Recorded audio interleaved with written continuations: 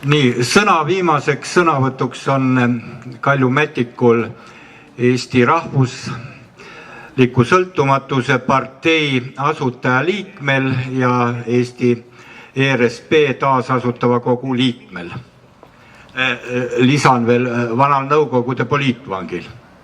Tere päevast, vabandage, et ma veidi hiljaks jäin, ajasin asja kellaajad veidi segamini. Tähendab, ma alustasin oma tegevust 1971. aastal. 1972. aastal koostati põrandaaluse Eesti demokraatliku liikumise programm.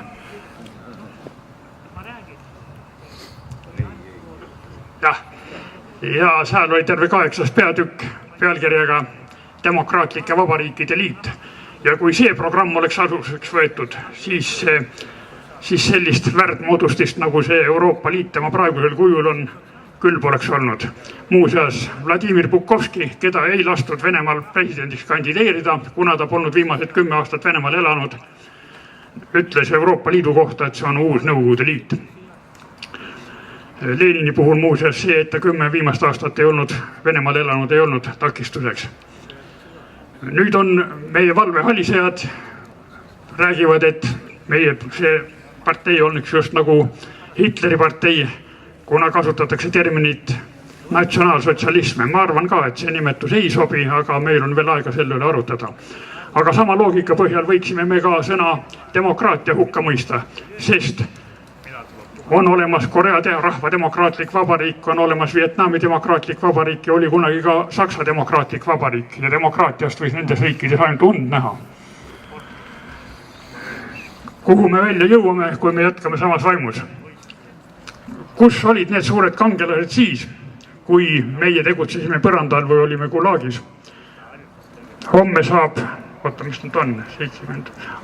30 aastat Balti apelli koostamisest, millele 45 inimest kirjutas alla. 2 alla kirjutanud eestlaste Mart Niklus ja Enn Tarto said selle eest 10+5 aastat. Filipp Popkov oma raamatus KGB vlast ütleb selge sõnaga välja, et Nõukogude Liidu lagunemine algas Baltikumist. 1969. aastal loodi Tallinnas põrandalune rühmitus nimega Nõukogude Liidu demokraatlik liikumine. Selle asutajateks olid mitte-eestlased. Kahjuks on teadaolevast 4 liikmest 3 praeguseks surnud, 1 elab Ameerikas. Kas neid rohkem oli, seda ma ei tea. Neil oli ka 2 gruppi Moskvas ja Leningradis, kes kukkusid kinni enne meid, aga nemad meid välja ei andnud. Nende inimestega koostööd tehes lõid Balti laevastiku mereväelased allveelaevnike õppekeskuses Paldiskis põrandaluse organisatsiooni poliitilise vabaduse eest võitlejate liit. 1975. aasta 8. novembril oli mäss Riia ligidal Balti merel Nõukogude Balti laevastiku kõige moodsamal allveelaevade hävitajal Storozhevõi. Mässu eestvedajaks oli laeva poliitjuht Aleksei Sablin, kes hiljem maha lasti. Nad üritasid sõita Kroonlinna, et nõuda, et neid lastaks televisioonis esineda ja nõuda Brežnevi tagasiastumist. Brežnev äratati öösel üles ja küsiti, mis ette võtta. Brežnev ütles, et kui seda peatada ei õnnestu, siis põhja lasta. Saadeti pommitaja järgi, kes viskas pommi, mis tabas siis laeva nii, et rooli seade läks rikki, laev hakkas koha peal tiirutama ja nähes, et enam kuskile mujal ei jõua, siis Brežnevi pooldajad said uuesti võimu oma kätte ja kukkus siis see ettevõtmine läbi. No nii, kui te nüüd olete tüdinenud, siis ma võin lõpetada. Apelli tegemisest räägi. Kuidas? Balti apelli tegemisest. Jah, tähendab, meil on küll ajakirjanduse vabadus. Meie põrandaluses ajakirjas Eesti Demokraat oli üks minu kirjutatud följeton nimega Pealik Pekipea troonikõne. Selles siis kohus väitis, et see olevat nagu Brežnevi kõne paroodia, mida ta ka mingil määral oli. Ja seal olid siis sellised sõnad, et meil võib igaüks kas ahne lehma ordule ja tema suurele juhile Pealik Pekipeale hurraa hüüda või vait olla vastavalt oma maailmavaatele ja olukord praegu on umbes samasugune. Meil võib igaüks kas maksvat korda ülistada või vait olla. Nii palju siiski vahet on, et mind pole veel siiamaani vangi pandud, Tiit Madis on korra juba ära proovinud. Ja mis puutub nüüd siis sellesse, et meil nagu väidetavalt niinimetatud venekeelset elanikkonda diskrimineeritakse. Meil diskrimineeritakse tegelikult endisi poliitvange. Endised natsismivangid on saanud Saksamaalt kompensatsiooni.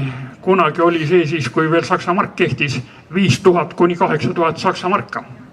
No Saksa mark oli teastavasti 8 korda kõvem raha kui Eesti kroon. Endised poliitvangid pole Venemaalt midagi saanud ja meie valitsus on nii arg, et ei julge küsidagi. Ülemöödunud aasta detsembris ma koostasin pöördumise Eesti Vabariigi justiitsministrile, et nõutaks Venemaalt meie inimeste tehtud töö kompenseerimist, sest tööviljad jäid Venemaale ja neid kasutab ka praegune põlvkond. Sealt saadeti siis kiri edasi Välisministeeriumisse ja Välisministeeriumist tuli siis selline vastus, et Venemaa ei ole ikka senimaani veel tahtnud tunnistada Balti riikide okupeerimist ja senikaua siis sealt ka midagi ei saa. Samal ajal, kui Läti saatis hiljuti välja Vene erusõjaväeljas Livenko naise ja tütre, siis nemad andsid hagi Euroopa Inimõiguste Kohtusse, nõudes, et neid Lätisse tagasi lastaks ja neile makstaks 400 000 eurot kompensatsiooni neile tekitatud moraalse kahju eest. Euroopa Inimõiguste Kohus võttis häältega 11 poolt ja 7 vastu, Eesti esindaja oli ka vastu. Otsuse, et Läti peab nad Lätisse tagasi laskma, kuna mõnda väikest seadusepunkti olid võimud rikkunud ja maksma kummalegi 10 000 eurot kompensatsiooni neile tekitatud mittemateriaalse kahju eest. Venemaal makstakse praeguse seaduse kohaselt endistele poliitvangidele niinimetatud kompensatsiooni iga kinni istutud kuu eest 75 rubla, kuid kokku mitte rohkem kui 10 000 rubla, nii et see ei ole kompensatsioon, see on mõnitamine.